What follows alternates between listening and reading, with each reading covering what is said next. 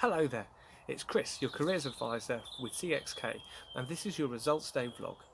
Whether you're going to be picking up your results for your BTECs, your A-levels or other qualifications, we hope this little vlog will help you with your next steps.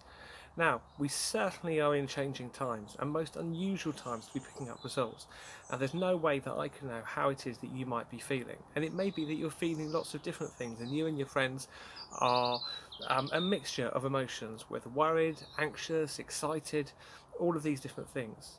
What I'd like to say is that all of those emotions are okay, and it's absolutely fine to feel uncertain or to feel sure. We're all individuals in terms of how we may be feeling with these current circumstances. Now, in terms of things to help you when you're picking up your results, please have a look at our CXK blog, which is www.cxk.org/blog, and have a look at the more in-depth results day notes there, as they will help you. One thing to be aware of is that all the results days in all the different schools are going to be different, so please check with your school or college to find out how they'll be managing their results service this year. It may be that you'll have to go in at certain times, in bubbles, wearing masks, possibly taking your own equipment. You may need to take pens with you to make any notes or any information that you need to whilst you're there. It may be that you'll only be able to go in with your friends or your family. It may be that you won't be able to take sort of parents. Every school and college are going to be different, so please check before you go in as to what the arrangements are for your school or college. Now, some schools and colleges will have careers advisors available and others won't. It will just depend on how they have things set up for you. Now, if you have got access to a careers advisor, please make sure you use them if you find yourself stuck. If you haven't, make sure you contact the National Careers Helpline and they will be able to help you. Alternatively, there's also support available through the UCAS helpline if you're looking at university choices. Now, just something to be aware of, that university choices aren't the only choices that are going to be affected by these results.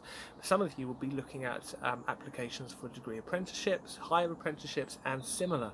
And there's been a lot of stuff in the media about universities, but it's also worth spending some time to consider yourselves as well, because you'll be looking at your options and how those options might be impacted within the current circumstances. So if you are looking at apprenticeships as well, make sure that you check with your employer requirements and the university requirements if it's a degree or a higher apprenticeship, to make sure you're meeting those, but also to see whether apprenticeships or your apprenticeship will be going ahead during the current circumstances that we find ourselves in. So do a little bit of research, and if you get stuck, again, talk to your careers advisor.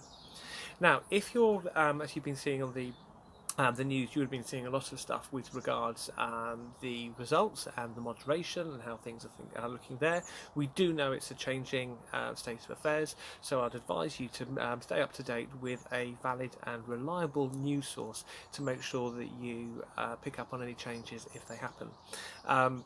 The other bit too, if you're unsure in terms of what the results mean for you, or if you are going to consider an appeal or a reset, make sure you speak to your school, often the exams officer in your school or college, with regards to what it means for your individual circumstances, as that will affect whether taking a reset or an appeal is going to be something that's going to be viable for you.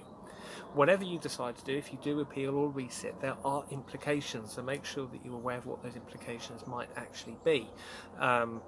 For example, if the appeals go through, all being well, the results for appeals should be back by the start of September.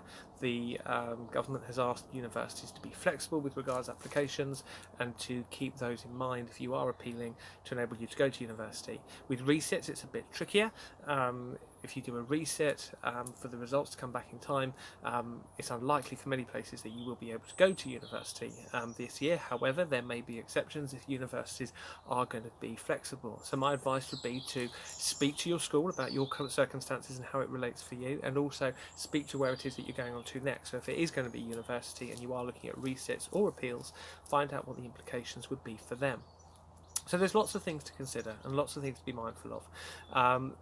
If you're getting stressed, if you're getting upset, if things are tricky, make sure you reach out and use your support networks, whether that's friends or family, but also bear in mind that there's access for support through mental health services. If you look on the NHS website, if you look on Samaritans, and make sure you get that help should you need it.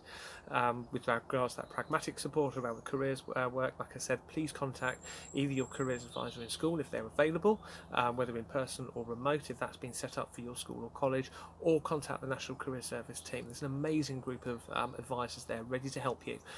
They've got a dedicated helpline that's running this year, so please reach out and get support. If you feel that you can't get support yourself, ask your parent or carer to phone on your behalf so they can get the support that you might need. But I wish you the best of luck with whatever happens.